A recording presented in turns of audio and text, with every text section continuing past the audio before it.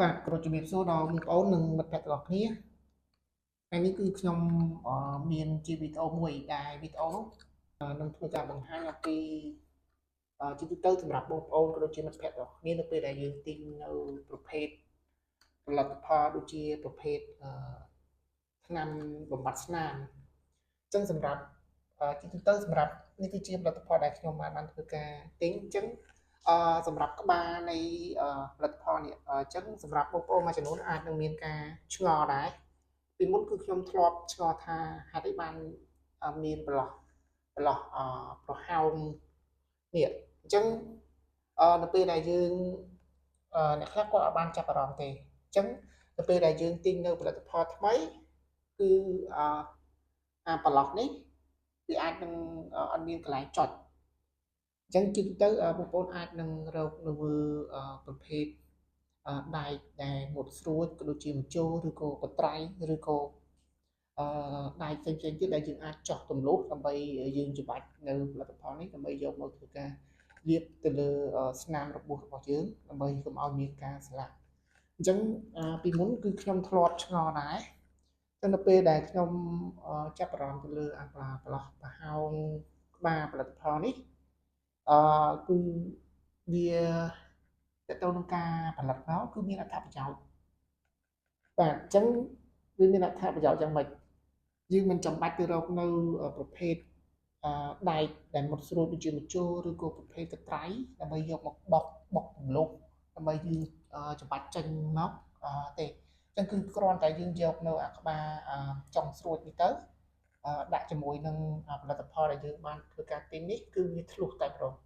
បាទអញ្ចឹងពីមុនគឺខ្ញុំមិនដែរដឹងទេតែអឺដោយសារខ្ញុំធ្លាប់ឃើញដូចជាមានបងប្អូនយើងគាត់បានធ្វើការបង្ហាញដែរតើទៅនឹងអត្ថប្រយោជន៍នៃប្រឡោះ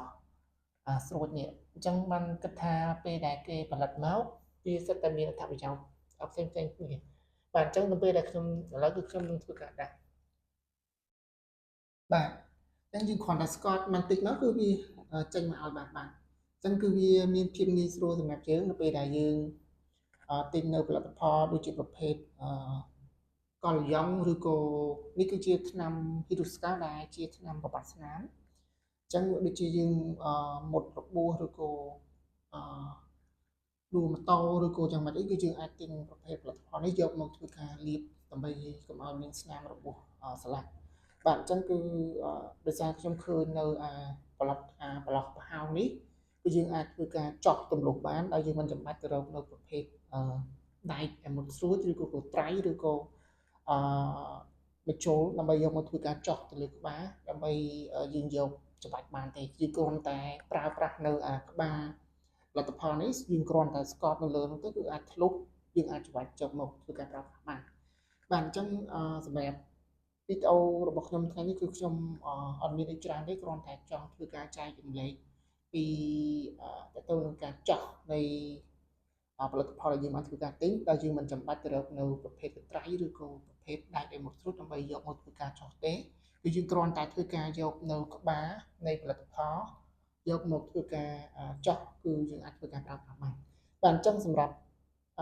វីដេអូថ្ងៃនេះគឺខ្ញុំបានមានការបង្ហាញជូនដល់បងប្អូនក៏ដូចជាមិត្តភក្តិរបស់គ្នាអំពីរបៀបចោះទៅលើផលិតផលដែលយើងបានធ្វើការទិញតែមិនបាច់រកនៅ